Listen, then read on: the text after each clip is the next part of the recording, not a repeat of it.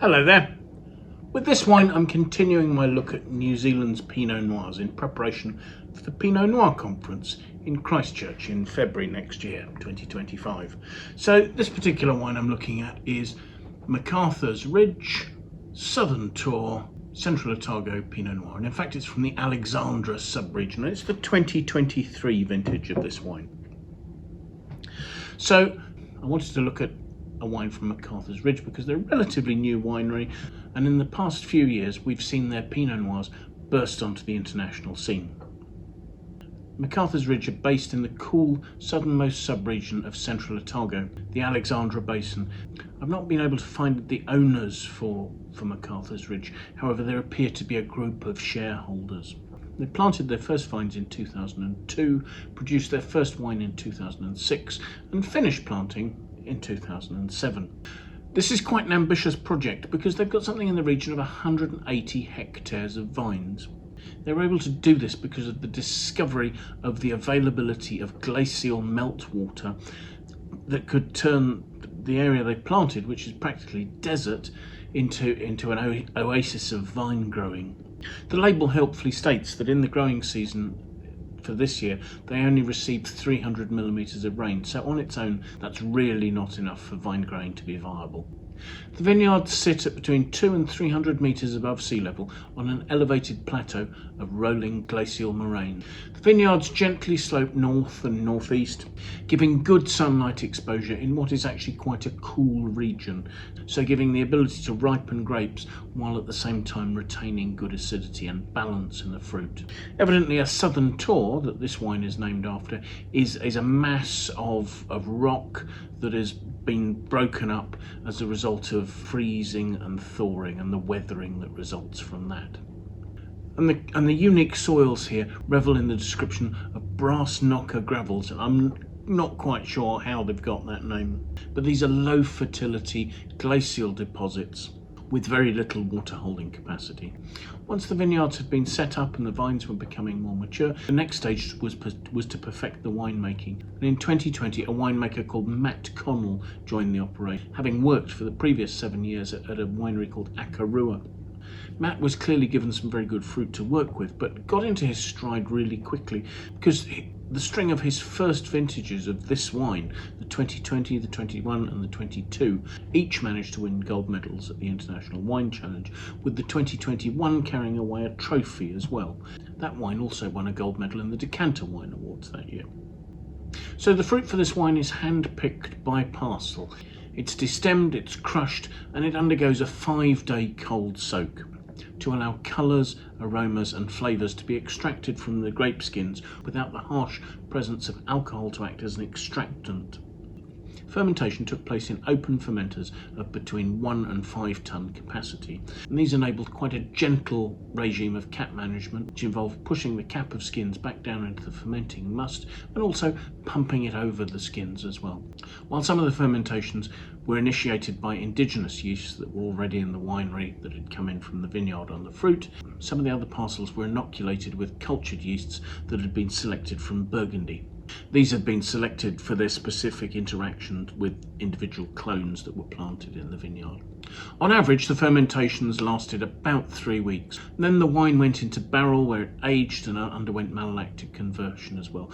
Barrels used were 225 litre French oak barriques, and about 20% of these were new, with the balance comprising seasoned 1, 2 and 3-year-old barrels. Barrel aging went on for 10 months, after which the wine was blended and then filtered into bottle. Now the notes I have suggest this is a wine that had probably aged for 8 to 10 years. So to take a look at it, the first thing, something that's very typical I think of Central Otago Pinots is actually this quite dark red-black. There's a purple note to the colour, but it's not particularly deep. I can see through that really easily. Swirling it, it has 14% alcohol, but it seems quite reluctant to form tears on the side of the glass there. So let's see what we make of the aromas, shall we?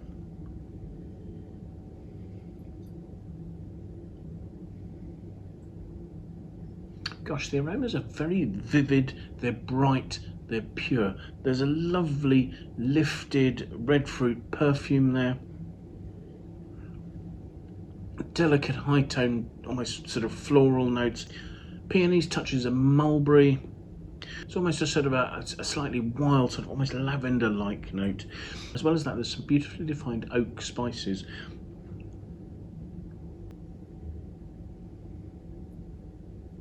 Some high-toned vanilla with cinnamon and nutmeg top notes.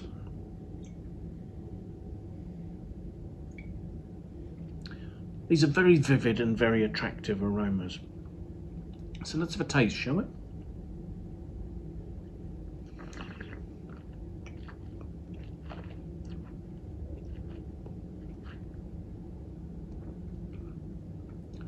The vivid nature of the aromas follows through onto the palate. Well, the first thing you have to say is there's some really lovely fresh acidity, and that's lifting the fruit and it's delivering its perfumes. The wine's got a little bit of weightiness actually. There's a fine, slightly grainy structure. There's a sort of a dark fruit, almost like there's a hint of damson, but as if it's overlaying something like violet perfume.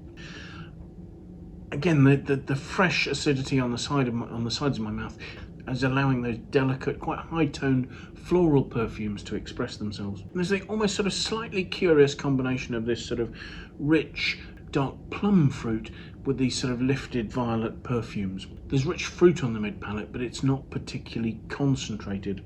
I think because the acidity is keeping it fresh and lively, and perhaps there's actually a sort of a note of almost a lifted, high ripeness black cherry on the finish there.